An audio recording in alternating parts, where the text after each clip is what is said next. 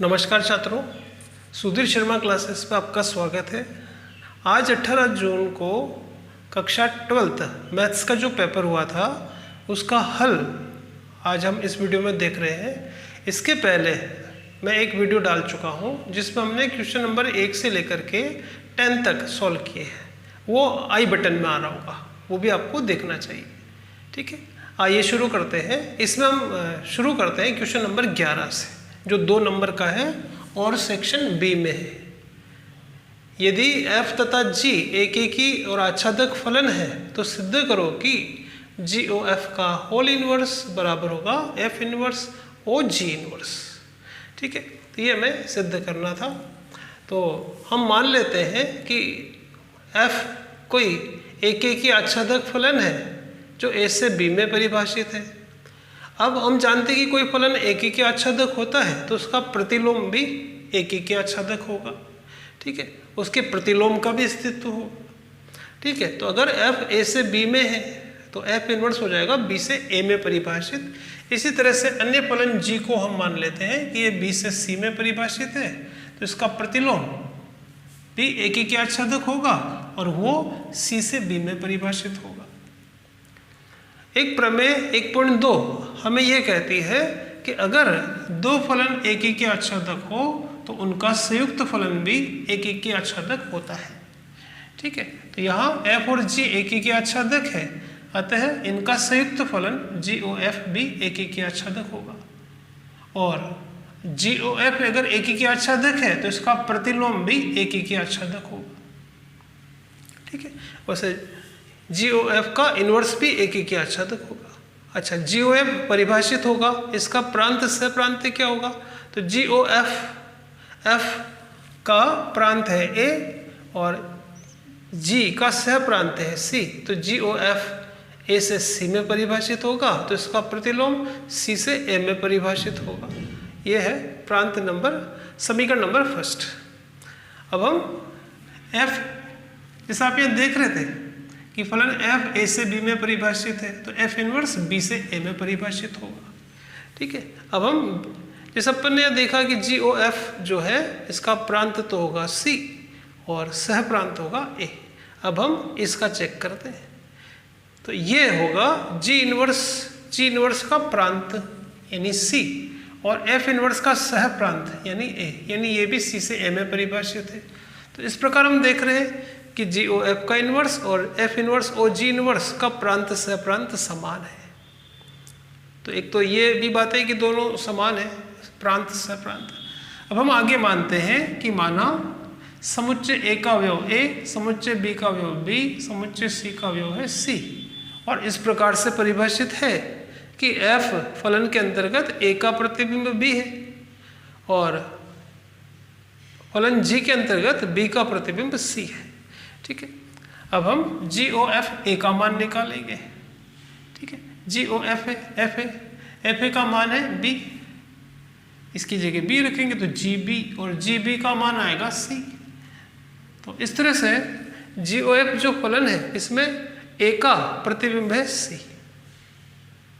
GOF जो संयुक्त फलन है इसमें A का प्रतिबिंब है C, तो GOF के प्रतिलोम में C का प्रतिबिंब होगा A।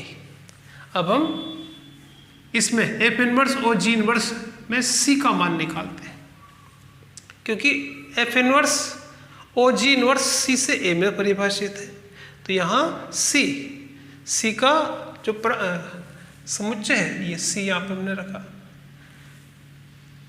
F इनवर्स और G इनवर्स C का मान हमें चाहिए। अब आप यहाँ देख रहे थे कि GB बराबर है C, GB फलन G के अंतर्गत अवयव B का प्रतिबिंब है C, G को उधर पहुंचा है, प्रतिलोम में बोलेंगे तो G के प्रतिलोम में C का प्रतिबिंब होगा B, यानी G इनवर्स C का मान आएगा B। इसी प्रकार से F A बराबर B है तो F इनवर्स B का मान होगा A। तो यहाँ भी हम देख रहे हैं इस फलन के अंतर्गत भी C का प्रतिबिंब A है। ठीक है, इसमें भी C का प्रतिबिंब A है और इसमें भी C का प्रतिबिंब A है। तो इस प्रकार से इन दोनों फलनों में प्रत्येक अवयव का प्रतिबिंब भी समान है, दोनों का प्रांत सह प्रांत भी समान है, अतः हम कह सकते हैं समीकरण फर्स्ट सेकंड थर्ड फोर्थ से कि ये GOF का होल इनवर्स यानी ये वाला फलन बराबर होगा इसके। ठीक है, ये 2 नंबर में था।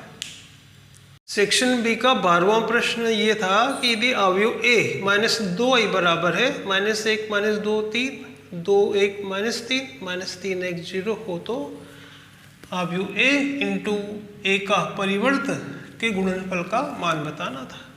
तो यहाँ हमें ये दिया गया है, हम पहले 2i को उधर पहुँचाएंगे, इधर माइनस में इधर आके प्लस हो जाएगा, इधर आके +2 इंटू i का मान हमने रखा, 2 को अंदर गुणा करेंगे और फिर इन दोनों को जोड़ देंगे, तो इनको -1 और 2 को जोड़ेंगे तो 1, तो इस तरह से हम a का मान निकाल लेंगे।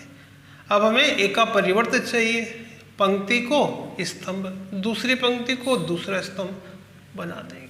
अब a को a के परिवर्त से गुणा करना है, अवयव a हमने पता लगाया, a का परिवर्त भी पता लगाया, गुणा करेंगे तो ये आएगा।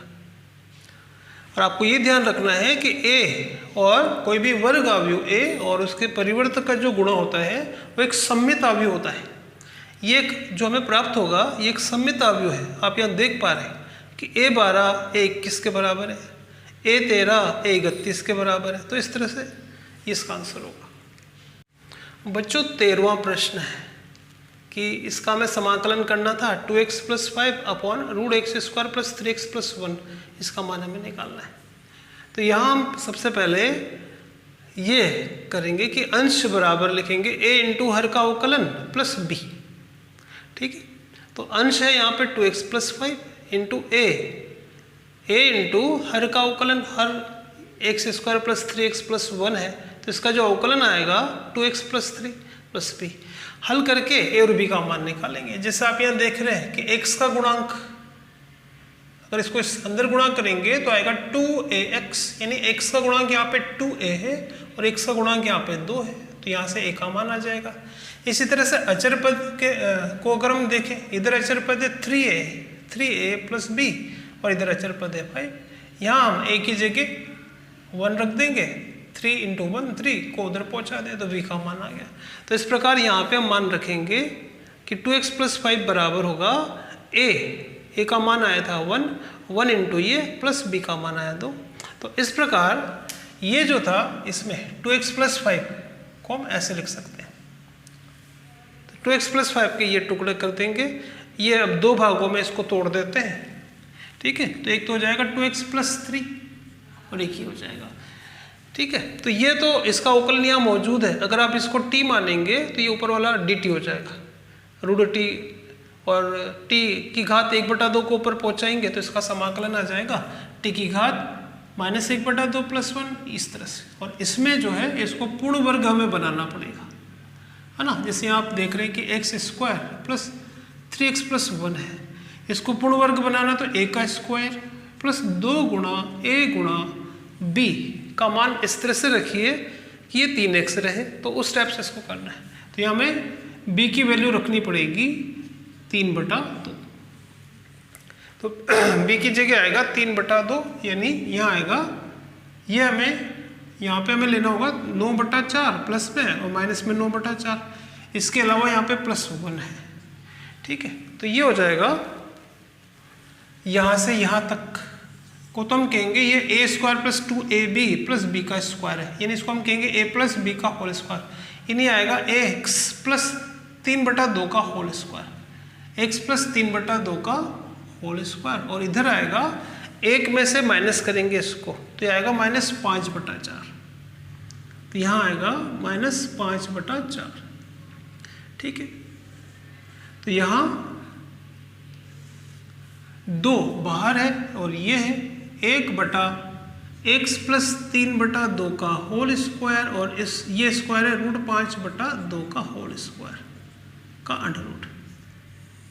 ठीक है, अब यहाँ इसका समाकलन कर सकते हैं। समाकलन करने के लिए ये सूत्र हम काम में लेंगे यहाँ पर कि 1/√x² - a², ये होता है log x + √x² - a² + c, इससे हम इसका समाकलन कर सकते हैं। ठीक है, तो आंसर आ जाएगा इसका 2 इंटू लोग एक्स, एक्स का मतलब ये है एक्स प्लस रूट एक्स का स्क्वायर माइनस ए का स्क्वायर रूट 5/2 का होल स्क्वायर। तो इस तरह से कर सकते हैं। 2 नंबर में था ये प्रश्न है बच्चों कि यदि y बराबर है under root log x plus root log x plus root log x, है ना, यहाँ एक और, तो ये इस तरह से जो है अनंत तक है। तो वो कह रहा है कि आप dy/dx का मान बताइए। तो ये y के बराबर है और ये जो श्रृंखला है ये अनंत तक जारी है और इन सब का जो मान है वो y के बराबर है। हमें इसका अवकलन निकालना है, तो इसके लिए y बराबर, अगर हम इस पूरे जो अनंत तक जारी है अगर इसका मान y के बराबर है, अगर अपन इसमें से एक कम भी कर दें तो भी, क्योंकि ये अनंत तक जा रहा है, तो भी इसका मान y के बराबर ही रहेगा। तो इसकी जगह ये जो बचेगा इसकी जगह हम रखेंगे y, है ना, y और आगे है ये। तो इसको मैं ऐसे लिख सकते हैं y बराबर रूट log x प्लस ये जो पूरा है ये अनंत तक जा रहा है, तो इसकी जगह हम रखेंगे y। तो इस तरह से अब दोनों पक्षों का वर्ग करेंगे तो y का स्क्वायर, इसका रूट हट जाएगा, x के सापेक्ष अवकलन करेंगे तो 2y dy/dx, log x का अवकलन आएगा 1/x, इसका अवकलन dy/dx, इसको इधर लाएंगे कॉमन लेंगे तो dy/dx का मान आएगा इस तरह से।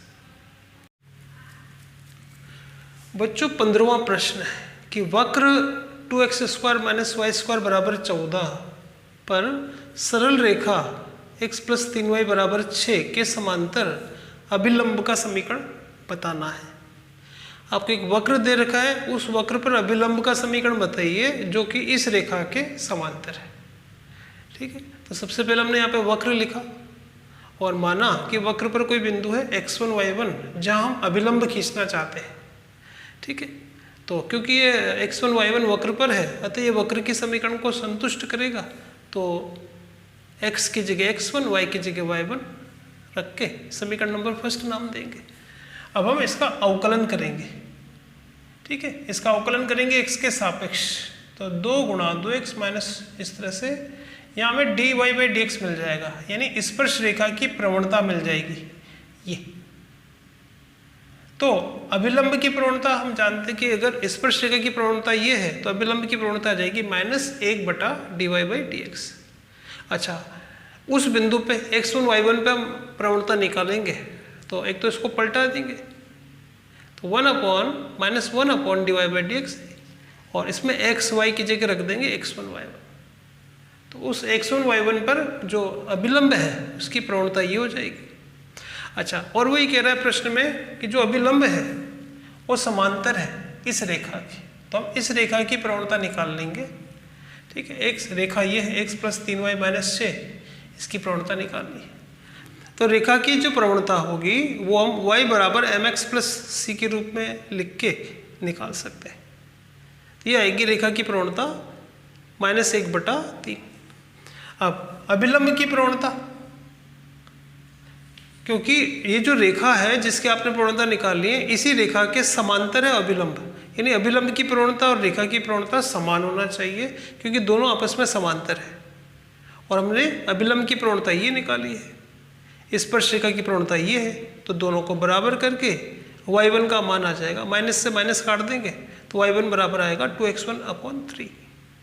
अब ये समीकरण नंबर सेकंड और समीकरण नंबर फर्स्ट दोनों को सरल करके, यानी यहाँ से आप y1 का मान यहाँ रख दें और इसका यहाँ रखा, इसका वर्ग करेंगे तो हमें x1 का मान प्राप्त होगा +-3।